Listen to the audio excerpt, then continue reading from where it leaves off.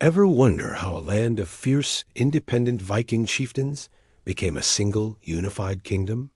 The answer lies with one man, a king whose ambition and striking good looks earned him the name Harald Fairhair.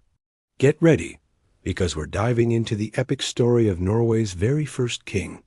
Before Harald, Norway was a patchwork of petty kingdoms, each ruled by its own jarl, or chieftain. These were the Vikings we often picture, raiding, trading, and fiercely guarding their own territory. Centralized power? That was a foreign concept. But Harald, son of Halfdan the Black, had a vision far grander than anyone before him. Legend has it, his quest for unification began with a love story. He proposed to a princess named Gyda, but she refused him. She declared she would unmarry a mere petty king and challenged him to become the king of all Norway.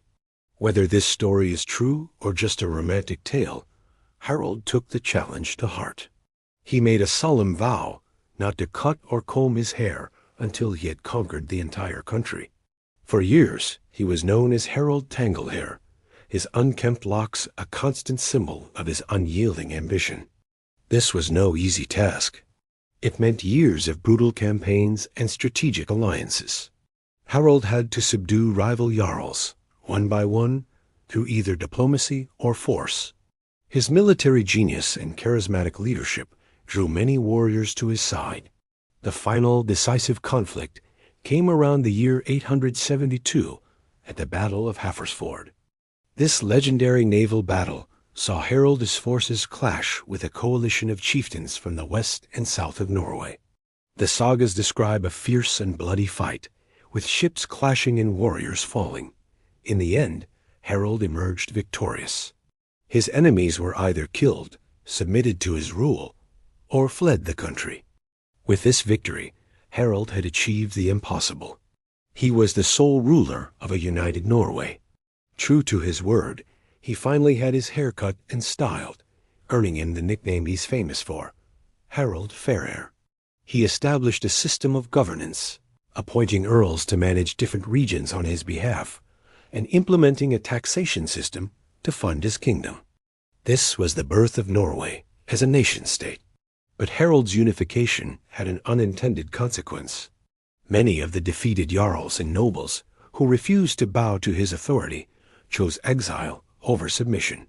They packed up their long ships and set sail for new lands, seeking freedom and fortune elsewhere. This exodus of powerful Vikings played a huge role in the settlement of Iceland, the Faroe Islands, and even parts of Scotland and Ireland. In a way, Harald's quest to control Norway directly fueled the Viking Age's expansion across the North Atlantic. Harald Fairhair ruled for over 50 years, a remarkably long reign for the time. He laid the foundation for the Norwegian monarchy and created a legacy that would shape Scandinavian history for centuries. He wasn't just a warrior. He was a nation builder, a king whose personal vow transformed a fractured land into a unified kingdom.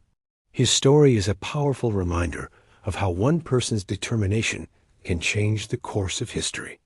So the next time you think of Vikings, remember Harald Fairhair, the king who united them all. What an incredible piece of history. Thanks so much for watching.